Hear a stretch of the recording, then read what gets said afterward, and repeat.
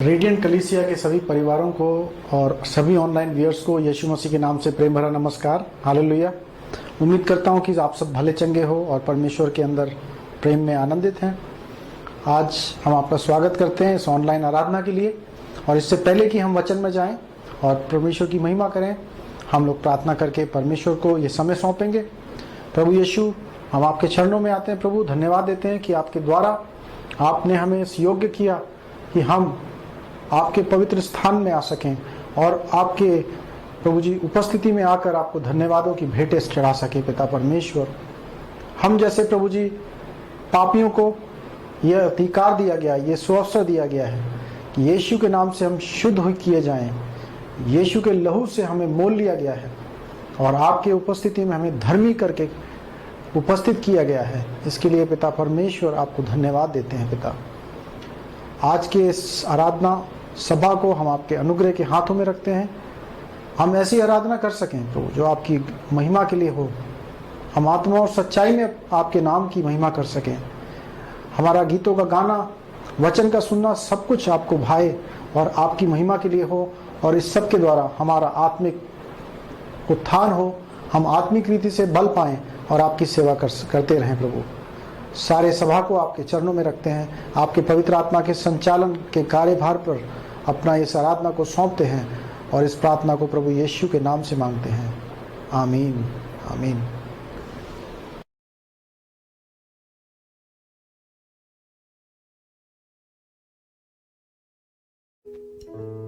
मण्डली परिवारलाई चाहिँ सम्पूर्णलाई चाहिँ प्रभु यीशु ख्रीष्टको नाममा जय मसीह।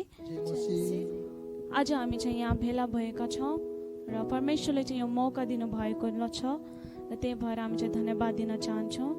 हामी जहाँ भए पनि परमेश्वरको नाममा चाहिँ हामी स्तुति प्रशंसा गर्नेछौँ। आउनुहोस्, हामी सबैजना चाहिँ आज हामी मिलेर परमेश्वरको आराधना गर्नेछौँ।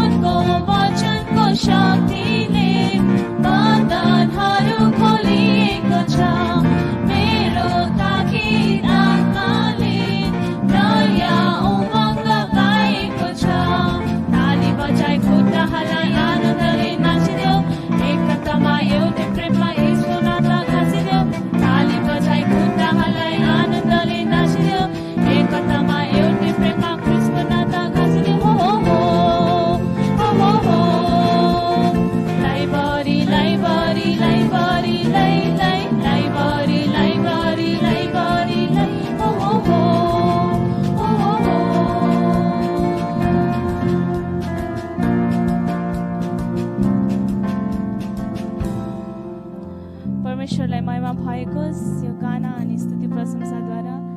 अनि त्यसै गरेर हामी चाहिँ परमेश्वरलाई चाहिँ उच्च पार्नको लागि हामी अर्को एउटा कोरस गाउनेछौँ अनि परमेश्वरलाई धन्यवाद चढाउनेछौँ अनि भनेछौँ, प्रभु तपाईँ मात्र उच्च हुनुहुन्छ अनि तपाईँ जस्तो चाहिँ अरू कोही छैन।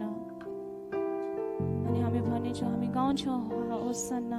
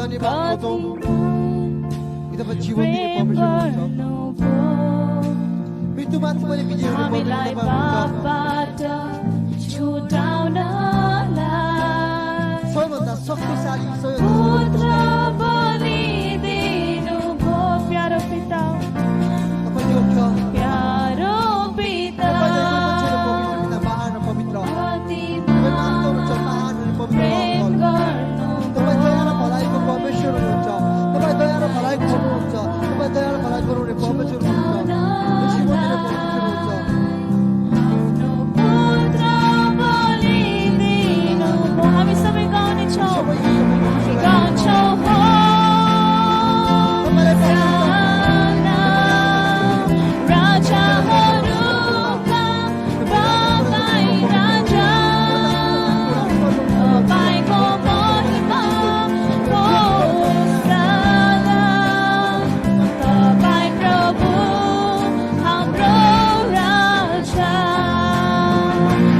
गाउँछौँ हो साना राजाहरूका बाबाई राजा तपाईँको महिमा हो साना तपाईँ प्रभु हाम्रो राजा हामी गाउँछौँ हो साना राजाहरूका तपाईँ राजा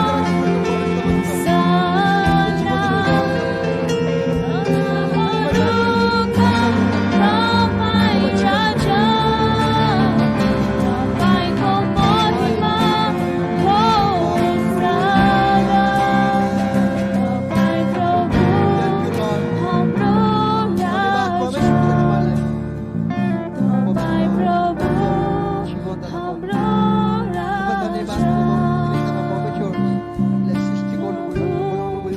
हाम्रो परमेश्वर पितामा तपाईँलाई धन्यवाद दिन चाहन्छु प्रभु यो समय सुन्दर मौका दिनु भएको लागि प्रभु प्रभु हामी गाउँछौँ होस् साना प्रभु प्यारो पिता तपाईँले चाहिँ अति धेरै माया गर्नु भएको छ प्रभु तपाईँले आफ्नो पुत्रलाई चाहिँ हामीलाई दिनु भएको थियो प्रभु प्रभु उहाँ चाहिँ आफ्नो हाम्रो निम्ति मर्नु भयो हाम्रो सबै पापहरू चाहिँ क्षमा गराउनु भयो प्रभु प्रभु म तपाईँलाई धन्यवाद दिन चाहन्छु प्रभु यस समयमा प्रभु हामी भेला नहुन सक्यो पनि हामी चाहिँ मण्डलीमा एक परिवार भएर चाहिँ भेला हुन सकेनौँ भने पनि प्रभु तपाईँ चाहिँ हाम्रो माझमा हुनुहुन्छ प्रभु अहिले चाहिँ तपाईँले हामीलाई छुनुहुन्छ प्रभु हामी जहाँ पनि छौँ प्रभु तपाईँले हामीलाई चाहिँ अति धेरै माया गरेर हाम्रो प्रार्थनाहरू हाम्रा सबै विन्तीहरू चाहिँ पुरा गर्ने परमेश्वर हुनुहुन्छ प्रभु तपाईँको प्रेम चाहिँ अति उच्च छ प्रभु प्रभु यो समयमा प्रभु जुन समस्याहरू छन् जुन घटनाहरू छन् प्रभु सबै कुराहरू म तपाईँको हातमा राख्दछु प्रभु र प्रभु तपाईँले नगर्ने कुराहरू केही पनि छैन प्रभु प्रभु तपाईँमा सबै कुराहरू सम्भव छ प्रभु प्रभु यस समयमा प्रभु म तपाईँलाई बिन्ती गर्न चाहन्छु प्रभु तपाईँको आत्माले प्रभु हरेकलाई धुनुहोस् प्रभु प्रभु तपाईँको पवित्र आत्माले छ प्रभु हरेकलाई प्रभु चङ्गाई गर्नुहोस् प्रभु प्रभु तपाईँलाई धेरै धन्यवाद दिन चाहन्छु यो समय अनि यो मौका दिनु भएको लागि प्रभु यस्तो खालको एउटा सामानहरू दिनु भएको लागि ताकि हामी परमेश्वर जुन काम भए पनि जसै भए पनि प्रभु जुनसुकै समस्यामा प्रभु तपाईँ परमेश्वरको स्तुति प्रशंसा अनि आधार गर्न प्रभु हामी छोड्दिनौँ प्रभु यस समयमा तपाईँलाई धन्यवाद दिन चाहन्छु प्रभु बिन्ती गर्न चाहन्छु प्रभु एक एकलाई छुनुहोस् एक एकको घरमा प्रभु तपाईँ वास गर्नुहोस् तपाईँ एक एकलाई पवित्र आत्मालाई धुनुहोस् प्रभु प्रभु हामीले गरेका सबै गल्तीहरूलाई चाहिँ माफ गरेर क्षमा गरेर चाहिँ तपाईँ चाहिँ स्वीकार्नुहोस् प्रभु प्रभु हामीलाई चाहिँ सही बाटोमा चलाउनुहोस् प्रभु संसारमा भएका सबै कुराहरूमा तपाईँको हातमा राख्दछु प्रभु केही कुरा पनि हाम्रो हातमा छैन प्रभु तर प्रभु तपाईँ सबै कुराहरू जान्नुहुन्छ तपाईँ सबै कुराहरूको हलहरू गर्ने परमेश्वर हुनुहुन्छ प्रभु प्रभु यस समयमा तपाईँलाई धन्यवाद दिन चाहन्छु तपाईँले धेरै प्रेम गर्नु भएको छ त्यो त्यो प्रेमलाई चाहिँ प्रभु हामी थाम्न सकौँ, त्यो प्रेमलाई चाहिँ हामी महसुस गर्न सकौँ प्रभु। त्यो प्रेमलाई चाहिँ हामी चाहिँ प्रभु तपाईँ पवित्र आत्माको रगतलाई चाहिँ हामी धुन सकौँ प्रभु। धन्यवाद दिन चाहन्छु प्रभु यो समय, यो मौका दिनु भएको लागि प्रभु। एक एकले म तपाईँको हातमा राख्दछु प्रभु, र बाँकी रहेका भागहरू म तपाईँको हातमा राख्दै प्रभु।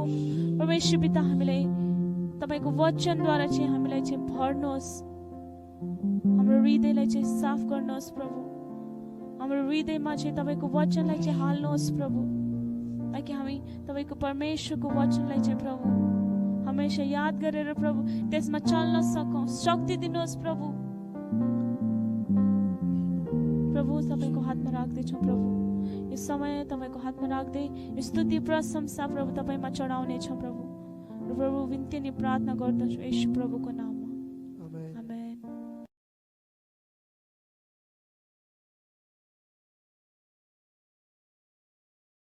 सम्पूर्ण मण्डली परिवारलाई जय मसीह भन्न चाहन्छु। आज म विशेष आज धेरै लामो समयदेखि आज मण्डलीमा उपस्थित भएको छु, किनभने लकडाउनको कारणले गर्दा अब सबै तपाईँ मण्डली परिवारलाई थाहा नै भइसकेको कुरा हो। फेरि पनि आज हाम्रो म्यासेज हाम्रो अनलाइनमा भएको कारणले आज मलाई विशेष मुख्य बुधा पढ्नको निम्ति यहाँ इन्फर्म गर्नुभएको थियो, त्यसैले म यहाँ उपस्थित भएको छु। आजको मुख्य बुधाको शीर्षक छ प्रेरित 5:12देखि 14सम्म, त्यसै गरी 17देखि 21सम्म। म यो पदलाई म पढ्नेछु। अब प्रेरितहरूका हातबाट धेरै चिन्हहरू र आश्चर्य कर्महरू जनताका बीचमा हुन लागेर तिनीहरू सबै सोलोमनका दलानमा एकसाथ जम्मा भएका थिए। तर अरूहरूमध्ये कसैको पनि तिनीहरूसँग मिल्न आउने आँट भएनन्, तैपनि मानिसहरूले तिनीहरूलाई आदर गर्थे। प्रभुमा विश्वास गर्ने पुरुष र स्त्रीहरू दुवैको भिड झन् बढी थपिन लागे।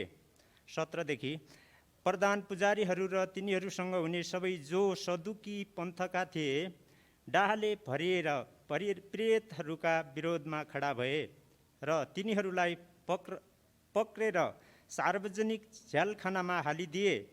तर प्रभुका एउटा दूतले राति झ्यालखानाका ढोकाहरू खोलिदिए र तिनीहरूलाई बाहिर ल्याएर भने, जाऊ र मन्दिरमा खडा भएर यस जीवनका सारा सन्देश मानिसहरूलाई सुनाऊ।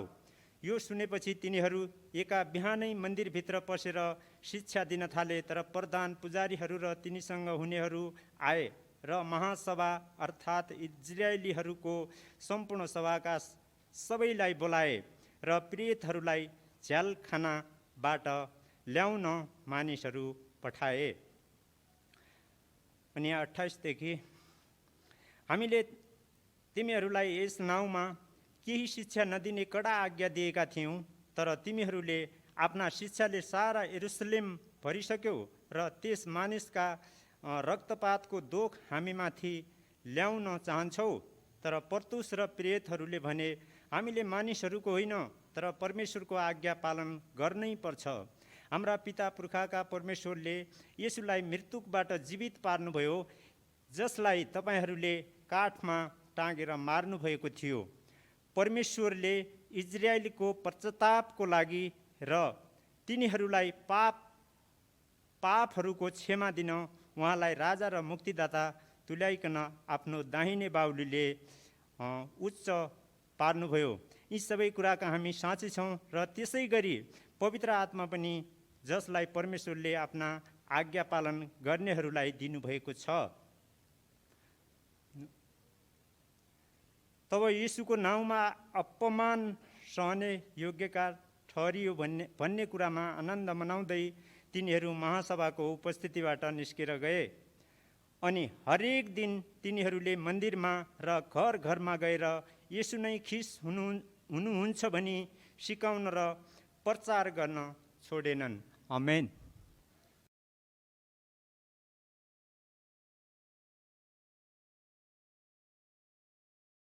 हालेलुया। प्रभु का धन्यवाद हो जो निरंतर हमें अपने द्वारा छूते हैं और अपने कलीसिया के अंदर हमें समर्पित करने के लिए और हमें कलीसिया में जोड़कर अपने वचनों को हमें देते हैं। और आज का जो संदेश प्रेरितों के कार्य उसका अध्याय 5 में से लिया गया है। जैसा आप जानते हैं कि ये एक प्रारंभिक कलीसिया का प्रारंभिक दौर था, एक नवजात कलीसिया थी और कलीसिया में नाना प्रकार की चुनौतियां थी। ना केवल चुनौती बाहर से थी लेकिन चुनौतियां अंदर से भी थी। लेकिन हम देखते हैं कि किस प्रकार से जो है परमेश्वर के आत्मा के द्वारा कलीसिया को संचालित किया जा रहा था। जब चेलों को सताया गया अध्याय 4 में और उनको डराया गया, धमकाया गया, तब उन्होंने क्या किया? उन्होंने अपने घुटनों में जाकर एक साथ मिलकर एक मन से प्रार्थना किया। और जब प्रार्थना की तब हम देखते हैं 4:31 में लिखा है, प्रेरितों के कार्य 4:31 में, कि उन्होंने पवित्र आत्मा का अभिषेक पाया और उसके द्वारा जो है उन्होंने बल पाया और जो उन्हें आज्ञा दिया गया था, महान आदेश दिया गया था, उस महान आदेश के अनुसार वो सुसमाचार को सुनाते चले गए। लेकिन न केवल मैंने जैसा बताया समस्याएं, चुनौतियां बाहर से थीं, लेकिन चुनौतियां आंतरिक रूप से थीं, क्योंकि कलीसिया में कुछ ऐसे भी थे जिन्होंने अपने विश्वास को जो है समझौता कर लिया था, जिन्होंने जो है एक ढोंग का जीवन अपना लिया था, जिन्होंने एक झूठी आराधना का जो है ढोंग रचा था। और लेकिन हम देखते हैं कि उनका जो है झूठ पवित्र आत्मा के द्वारा सामने आ गया और जब पतरस ने उनका सामना किया तब वो उसका सामना नहीं कर पाए। हनन्याह और सफीरा का जीवन जिसका कि वर्णन 5 अध्याय में है, उसके शुरुआत में है, आरंभ में है, तो हम देखते हैं कि उन्होंने जो है अपने विश्वास रूपी जहाज को डुबो दिया और उन्होंने समझौता कर लिया और परमेश्वर से ज्यादा अपने आप को प्रिय जाना और उसका असीमित उनका जीवन अंत हो गया। इसके कारण सब लोगों पर भय छा गया। लेकिन एक बात जरूर हुई कि कलीसिया के अंदर एक शुद्धिकरण हुआ। कलीसिया की जो एक क्वालिटी जो थी उसको जो है परमेश्वर के आत्मा के द्वारा एक बरकरार किया गया, ताकि उसके अंदर जो है गलत प्रकार की जो शिक्षाएं हैं, गलत प्रकार का जीवन है, एंट्री ना बना लें, घर ना बसा लें और उसके द्वारा कलीसिया की गवाही जो है वो समाप्त ना हो जाए। क्योंकि परमेश्वर अपने लिए एक ऐसी कलीसिया को बना रहे हैं जिसमें ना कोई दाग, ना कोई झुर्री, ना कोई धब्बे हैं, लेकिन जो अपने यहोवा परमेश्वर के लिए तैयार की जा रही है। हालेलुया। तो हम जब पवित्र आत्मा की बात करते हैं तो हमारा दिमाग अचानक से चिन्ह और चमत्कारों की ओर जाता है। लेकिन जब आप प्रेरितों के कार्य की पुस्तक पढ़ते हैं, जिसको कि हम सही ढंग से कहा जाए तो पवित्र आत्मा के कार्यों की पुस्तक है, क्योंकि उसमें शुरुआत से लेकर अंत तक पवित्र आत्मा की सामर्थ के कार्यों के द्वारा चेलों ने अपने सेवकाई को अंजाम दिया। पवित्र आत्मा के अभिषेक का जो मुख्य उद्देश्य देखते हैं वो चिन्ह और चमत्कार नहीं था, और वो ये था जिसका जिक्र प्रेरितों के कार्य उसका अध्याय 1 और 8 में है कि वो परमेश्वर के यहोवा के गवाह हो ठहरे। यरूशलेम, यहूदिया और समरिया और पृथ्वी के कोने कोने तक यहोवा परमेश्वर के यीशु मसीह के गवाह ठहरे। और इसके लिए जरूरी था कि उनके अंदर एक ऐसा चरित्र उत्पन्न हो जो परमेश्वर के चरित्र के अनुसार हो, उनका हृदय परमेश्वर के विचारों से भर जाए, उनका जीवन परमेश्वर के जीवन के अनुसार हो। और इसके लिए परमेश्वर ने उनको पवित्र आत्मा से सामर्थी बनाया।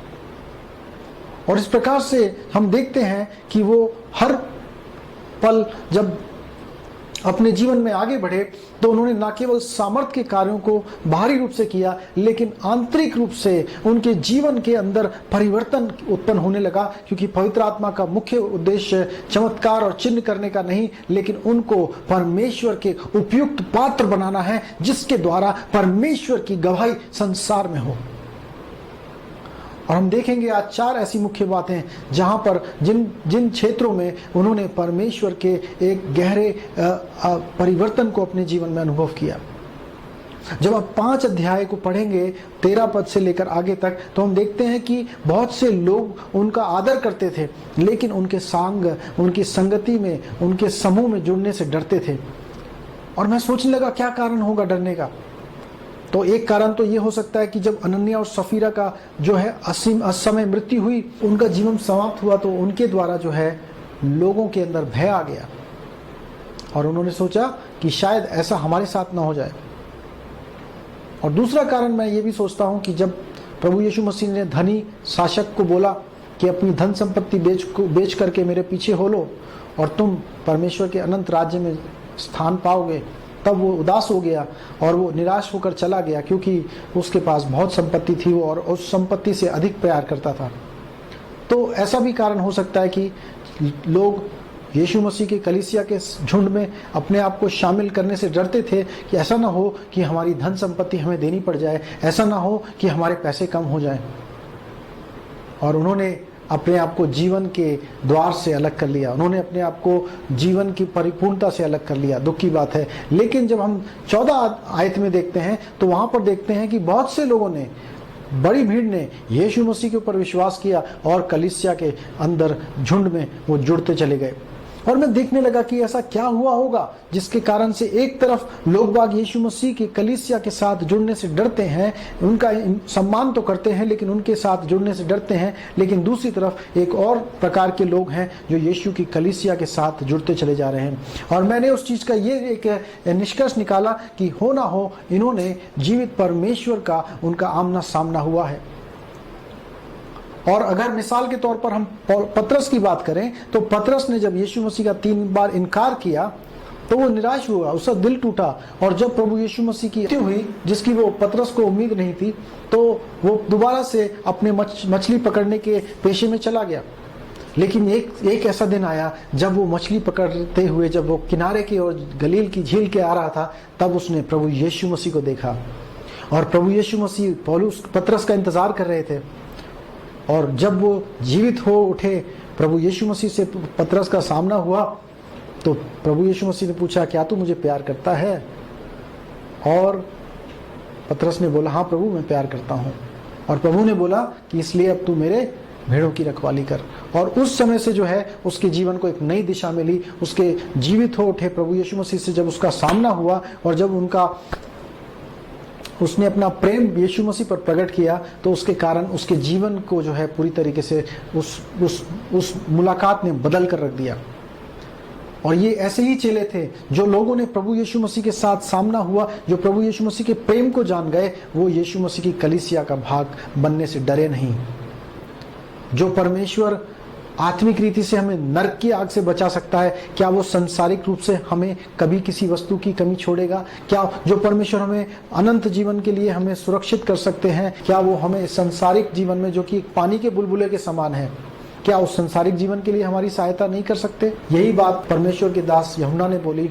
जो सच्चा प्रेम परमेश्वर की ओर से आता है वो भय को निकाल देता है। लेकिन आप कह सकते हैं कि मेरे जीवन में तो मैंने प्रभु को तो जाना है, प्रभु के प्रेम को भी जाना, लेकिन मेरे जीवन में अभी भी भय आता है, मेरे को अनदेखे अनजाने भविष्य का भय आता है।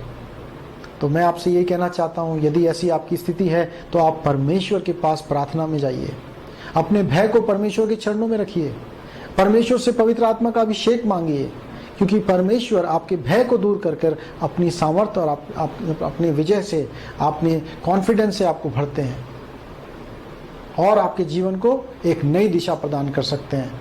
आमीन। और दूसरी बात हम देखना चाहते हैं कि उन्होंने असाधारण आज्ञाकारिता का जीवन बिताया। उन्होंने एक ऐसा जीवन बिताया जिसमें कि उन्होंने एक असाधारण आज्ञाकारिता का परिचय दिया। जब आप 5 अध्याय 19 से 21 तक पढ़ेंगे तो हम देखते हैं कि उनको कहाँ किया गया, उनको बंदी गृह में डाला गया। और उस बंदी गृह में जब डाला गया तो उस समय परमेश्वर के एक दास, परमेश्वर के स्वर्गदूत ने आकर के दर्शन दिया और उनको बोला कि तुम सुबह भोर को मंदिर के स्थान में जाकर के संपूर्ण संदेश को परमेश्वर के सुना देना। और मैं सोचने लगा कि तो वही जगह थी जहां पर उन्हें ताड़ना किया गया था, जहां से उन्हें गिरफ्तार किया गया था। और मैं सोचने लगा कि अब पतरस के दिल में क्या जा रहा होगा। शायद पतरस पूछना चाहता होगा, प्रभु क्या कोई ऐसा स्थान नहीं है, प्रभु क्या कोई ऐसी जगह नहीं है जहां मैं जाकर के वचन सुना सकता हूं, सुसमाचार सुना सकता हूं? लेकिन पतरस ने ऐसा कोई सवाल नहीं किया और प्रभु की सेवक की, प्रभु के दास की आवाज को सुना और उसके अनुसार वो अगले दिन उठ करके वो मंदिर के स्थान पर जाकर सुसमाचार सुनाने लगा। और मैं अपने जीवन के बारे में सोचने लगा कि क्या कई बार जब परमेश्वर की कोई ऐसी बात हमारे को आती है कि जो हमारे विचारों के अनुसार नहीं होती, तब हमारा क्या प्रत्युत्तर होता है। क्या हम अपने तर्क के ऊपर ज्यादा भरोसा करते हैं और परमेश्वर की आज्ञा को तोड़ देते हैं? मेरे भाइयों और बहनों, वचन कहता है पहला कुरिन्थियों उसका 1 और 25 में कि परमेश्वर की मूर्खता इंसान की समझदारी से, इंसान की ज्ञानवान होने से उत्तम है। परमेश्वर की मूर्खता उत्तम है। जब हम परमेश्वर की आज्ञा पालन में जाते हैं तो निश्चित जान रखिए कि वो आपके लिए एक नया आत्मिक द्वार खोलेगा। जब आप आज्ञा पालन में जाते हैं तो आप परमेश्वर के जो अपवर्ड स्पाइरल है उसमें आप बढ़ते चले जाते हैं, और परमेश्वर ने जो है आपके लिए हानि के लिए नहीं लेकिन आपके लिए भलाई की योजना बनाई है। और दूसरी बात ये भी आज्ञाकारिता का जो फायदा है वो ये है, जिसका हमें जिक्र 32 पद में मिलता है कि परमेश्वर ने अपनी आज्ञा पालन करने वालों को दे दिया है, पवित्र आत्मा दिया है। जो परमेश्वर का आज्ञा पालन के जीवन में बिताते हैं उनके जीवन में पवित्र आत्मा का गहरा अभिषेक आता है। और इसीलिए जब है हम देखते हैं कि आप हमारे जीवन में एक अपवर्ड एक चक्र की समान है कि जब आप आज्ञा पालन करते हैं तो आपको क्या होता है, पवित्र आत्मा का अभिषेक आता है। और जब आपको पवित्र आत्मा का अभिषेक मिलता है तो आपके अंदर का भय निकल जाता है, और भय निकल जाता है और आप सामर्थ्य पाते हैं आज्ञा पालन करने की। और जब आप आज्ञा पालन करते हैं तो आप परमेश्वर के आत्मा से भर जाते हैं। जब आप आत्मा से भरते हैं तो आप आज्ञा डर से आजाद होकर के, भय से मुक्त होकर के आप आज्ञा पालन करते हैं। तो इस प्रकार से आप एक ऊपर जाने के एक साइकिल में आगे की ओर जाते हैं, जहां पर परमेश्वर ने आपके लिए गंतव्य तैयार कर रहा है। जिस दिशा में परमेश्वर ने आपको चुना है उस दिशा में आप आज्ञा पालन के द्वारा निरंतर आगे बढ़ते जाते हैं। और उन्होंने न केवल एक असाधारण आज्ञाकारिता के जीवन का परिचय दिया, परंतु हम देखते हैं उन्होंने यीशु मसीह के सच्चे गवाह के रूप में भी जीवन को बिताया। यहां पर हम 29 पद में देखते हैं कि उन्होंने जो है जब महायाजक के सामने खड़े हुए तब उन्होंने बोला, पतरस और प्रेरितों ने उत्तर दिया, हमारे लिए मनुष्यों की अपेक्षा परमेश्वर की आज्ञा पालन करना आवश्यक है। यहां पर अब देखिए कि उनके जीवन में के अंदर एक गहरा जो है एक साहस है, और वो इस बात जानते हैं कि याजक के आज्ञा की अवहेलना करना जो है उनके लिए भारी नुकसान का कारण बन सकता है। यहां तक कि उनके जीवन का भी अंत हो सकता है। लेकिन वो फिर भी जो है इस बात को, जिस बात के लिए वो समर्पित थे, उस बात को पालन करने से नहीं हटे। क्यों? क्योंकि उन्होंने जीवित प्रभु यीशु मसीह का अनुभव किया था। यदि आप 30 पद को देखें तो उसमें लिखा, पूर्वजों के परमेश्वर ने उस यीशु को जिला उठाया जिसे तुमने क्रूस पर चढ़ाया था। न केवल उन्होंने इस बात को समझा था कि यीशु मसीह कौन है, यीशु मसीह के बारे में देखा था, लेकिन उन्होंने यीशु मसीह को व्यक्तिगत तौर से देखा था।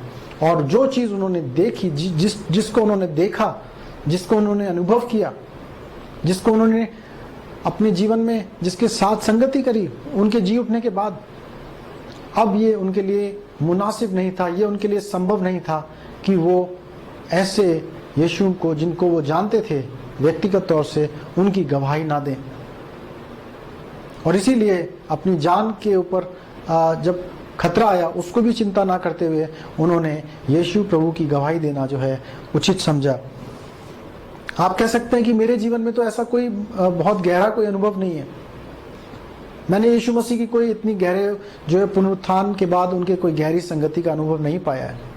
तो आपके लिए मैं केवल यही कहना चाहूँगा कि यीशु प्रभु 2000 साल वर्ष पूर्व आए, उन्होंने अपने पवित्रता के जीवन को बिताया, उन्होंने हमारे पापों की सजा को अपने ऊपर उठा लिया, वो मरे, वो गाड़े गए और तीसरे दिन जी उठे।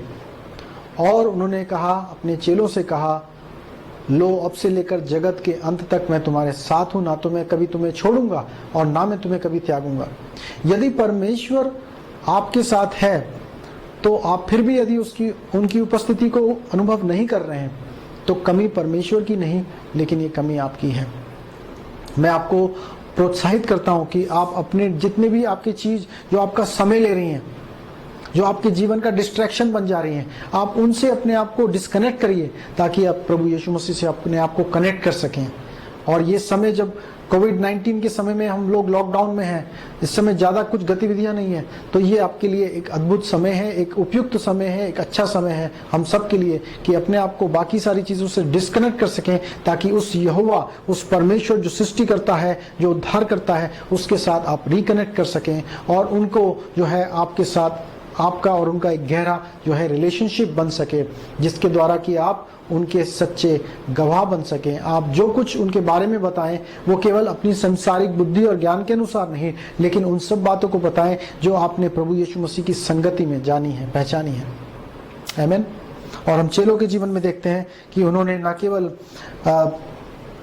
अपने आप को भय से प्रभावित नहीं होने दिया, एक अनजान भविष्य के भय से उन्हें प्रभावित नहीं होने दिया, वो अपने परमेश्वर की कलीसिया के साथ जुड़ने से वो उन्होंने अपने आप को नहीं रोका। न केवल उन्होंने एक असाधारण आज्ञाकारिता का एक जीवन बिताया, न केवल उन्होंने यीशु मसीह के एक गवाह के रूप में जीवन बिताया, सच्चे गवाह के रूप में, परंतु उन्होंने प्रभु यीशु मसीह के लिए दुख उठाने के लिए को भी एक आनंद की बात समझी। जब आप प्रेरितों के कार्य 5 अध्याय और उसका 41 पद पढ़ते हैं तो वहां पर यही बात पाएंगे कि उन्होंने जो है प्रभु यीशु मसीह के लिए दुख उठाना प्रिय जाना। और मैं सोचने लगा कि ऐसा क्यों था। ये ऐसा इसीलिए था क्योंकि मैंने जैसा आपको बोला, वो प्रभु यीशु मसीह के वचनों को जानते थे, वो प्रभु यीशु मसीह के संगति में रहते थे, इसीलिए वो वचनों को जान सके। आप किसके वचनों को सुन रहे हैं? आप किसकी संगति में आज जी रहे हैं? अगर आप संसार की संगति में जी रहे हैं तो आप संसार के वचनों को ही जानेंगे।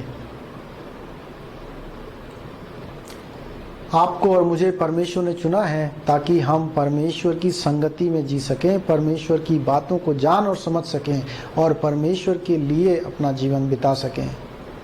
लेकिन दुख की बात यह है कि कभी कभी हम क्या करते हैं, हम परमेश्वर को, जो सबसे हमारा समय कम बचा हुआ समय है, हम वो परमेश्वर के सम्मुख में लेकर जाते हैं। लेकिन सच्चाई ये है कि परमेश्वर ही है जो आपको बचाते हैं, हमको जीवित रखते हैं, और परमेश्वर ही है जो हमारे जीवन के लिए एक उत्तम योजना बनाकर रखे हैं। और जब हम परमेश्वर के सम्मुख आते हैं तो परमेश्वर उस योजना को अपने लोगों के ऊपर प्रकट करते हैं। इसीलिए पतरस और उनके साथी चेले प्रेरितों के काम 5 उसका 29 में बोल सके कि हमारे लिए ये उचित है कि हम परमेश्वर की आज्ञा पालन करें और हम उन्हीं की आज्ञाओं को माने बनिस्बत इंसानों की आज्ञा के। जब मूसा के बारे में हम बात करते हैं तो मूसा के पास मिस्र देश का राजा होने के लिए उसके पास अधिकार था, उसके पास अवसर था। लेकिन जब आप इब्रानी पुस्तक उसका 11 अध्याय और उसका 26 को पढ़ते हैं तो उसमें लिखा है कि उसने प्रभु यीशु मसीह के कलीसिया के साथ दुख उठाने को ज्यादा प्रिय जाना, क्योंकि वो जानता था उसको जिसके पास प्रतिफल है। और जब आप जानते हैं कि जो वो यीशु जो मुर्दों में से जी उठे हैं, वो पुनः अपने लोगों को, कलीसिया को इकट्ठा करेंगे, उनको अपने साथ बादलों में ले जाएंगे और एक ऐसा एक समारोह होगा जिसमें कि है उनको जो है पुरस्कृत किया जाएगा, जिन्होंने प्रभु यीशु मसीह के आज्ञा पालन में वफादारी के साथ, ईमानदारी के साथ, उनके सच्चाई में उनके गवाह बनकर इस संसार में जीवन बिताया है, उनको जो है आदर सम्मानित किया जाएगा। और पौलुस की जहां तक बात है तो आप उनकी अंतिम पत्री जो उन्होंने मरने से पहले लिखी, 2 तिमोथियो, उसमें लिखा है अंतिम अध्याय में कि मैंने अपनी दौड़ को पूरा किया है और मैंने अपने विश्वास की अच्छी दौड़ दौड़ी है, और अब जो है मेरे लिए मुकुट, जीवन का मुकुट मेरे लिए है, न केवल मेरे लिए लेकिन हर एक उसके लिए जिन्होंने अपने जीवन को परमेश्वर के अनुसार, परमेश्वर के गवाह के रूप में बिताया है। मैं आपसे पूछना चाहता हूं, आपके जीवन में जीवन का जीने के लिए क्या उद्देश्य है? जब हम पौलुस को बात करते हैं तो जो उसके सामने जो अनंत काल का जीवन है, अनंत काल का एक समय है जो वो परमेश्वर के संग और साथ बिताएंगे, जो वो समारोह है जिस समारोह में उनको पुरस्कृत किया जाएगा, वो उनके जीवन का एक मूल्य था, वो उनके जीवन का एक मोटिव था, वो उनके जीवन का ईंधन था, और उसके द्वारा उन्होंने अपने जीवन को आगे की ओर बढ़ाया। आपके जीवन का क्या मूल्य है? आपके जीवन का क्या मोटिवेशन है? आपके जीवन को क्या चीज ऐसी है जो आपको आपके बिस्तर से सुबह उठने के लिए आपको सामर्थ्य बनाती है? मेरे भाई और बहनों, परमेश्वर ने अपने आत्मा को दिया है, परमेश्वर ने जो भी कुछ संभव है वो अपनी ओर से कर दिया है। अब हमारा उद्देश्य है हमारा कर्तव्य है कि हम परमेश्वर के आत्मा को अपने हृदय के अंदर कार्य करने दें। परमेश्वर के आत्मा को हमारे हृदय का सारा भय निकालने के लिए हम परमेश्वर को अलाउ करें। हम परमेश्वर की कलीसिया के साथ जुड़ सके। हम परमेश्वर के संपूर्ण आज्ञा पालन के जीवन के लिए अपने आप को तैयार कर सकें। असाधारण आज्ञा के लिए भी, जब आपके और मेरे तर्क के अनुसार ना भी हो, ऐसे रूप में भी हम परमेश्वर की आज्ञा पालन करने के लिए ना डरें। जब हम प्रभु यीशु मसीह को के आज्ञा पालन करना हम ज्यादा उचित जाने बनिस्बत मनुष्यों की आज्ञा पालन करने के लिए, और उनके गवाह बने रहें इस पॉइंट तक के भी कि अगर आपको और मुझे उसके लिए सताव का अनुभव करना पड़े, और यदि सताव आता है तो उसको हम आनंद की बात समझें। क्यों? क्योंकि वो जो परमेश्वर है उसके पास जो आने वाले यहोवा हैं, दोबारा आएंगे यीशु, उनके पास सबको देने के लिए एक बदला है, एक सम्मान है उनके पास, और वो सबके लिए अपनी आशीषों को प्रकट करने जा रहे हैं। आइए हम ऐसे प्रभु के लिए अपने आप को तैयार करें, ऐसे आने वाले जीवन के लिए अपने आप को तैयार करें, और परमेश्वर के सच्चे गवाह के रूप में अपने आप को इस संसार में रख सकें, और उनकी मर्जी को, यहोवा प्रभु की मर्जी को पूरा कर सकें। आइए हम सब प्रार्थना करें। प्रभु यीशु, आपका धन्यवाद हो कि आपने हम सबसे बातचीत की है। ये चेलों का जीवन जो हमें बहुत सी बातें बताता है प्रभु जी, इनके जीवन हमारे लिए प्रोत्साहन है प्रभु जी, इसके लिए आपको धन्यवाद करते हैं। हम प्रार्थना करते हैं कि हम इन बातों को जो आज हमने सीखी और समझी है, इनको हम भूल ना जाएं, लेकिन इनके अनुसार हमारा जीवन परिवर्तित हो सके। हम परमेश्वर आपके आज्ञा पालन के लिए जी सके, आपके द्वारा हमारा भय सारा मुक्त किया जाए। आने वाले अनजान भविष्य को लेकर हम ना डरें, उसको अपने ऊपर ना हावी होने दें प्रभु। हम आपके संसार के सभी अधिकारियों और बड़े बड़े लोगों के बीच में भी सच्चे गवाह ठहरें, और आपकी गवाही देने से हम ना चूकें, क्योंकि आपकी आज्ञा पालन करना मनुष्य की आज्ञा पालन करने से उत्तम है। अपना गहरा प्रभु जी संगति का अनुभव दे दीजिए प्रभु जी, और आपके लिए यदि दुख भी उठाना पड़े तो उसको प्रभु जी हम आनंद और खुशी की बात समझ करके अपना जीवन आपके चरणों में निरंतर सौंप सकें, क्योंकि जो बातें अंत में आपने लिए अपने लोगों के लिए तैयार करी हैं वो उत्तम है। परमेश्वर आपकी ओर बने रहने के लिए, आपकी संगति में बने रहने के लिए, आपके पवित्र आत्मा के अभिषेक में आगे जीवन बिताने के लिए हम सबकी सहायता कीजिए। सारा दर महिमा आपको देते हैं। इस दुआ को प्रभु यीशु के नाम से मांगते हैं, आमीन आमीन। अब हमारे पिता परमेश्वर का प्रेम, प्रभु यीशु मसीह का अनुग्रह और पवित्र आत्मा की संगति और सहभागिता हम में से हर एक के साथ, और विशेषकर रेडियंट कलीसिया के साथ अब से लेकर हमेशा हमेशा तक होती रहे, आमीन आमीन। आप सबको यीशु मसीह के नाम से जय मसीह की, हालेलुया। प्रभु आप सबको आशीष दे। प्रभु के प्रेम में बने रहिए और प्रभु के सच्चे गवाह बन करके इस संसार में आगे बढ़िए। जय मसीह की, शालोम।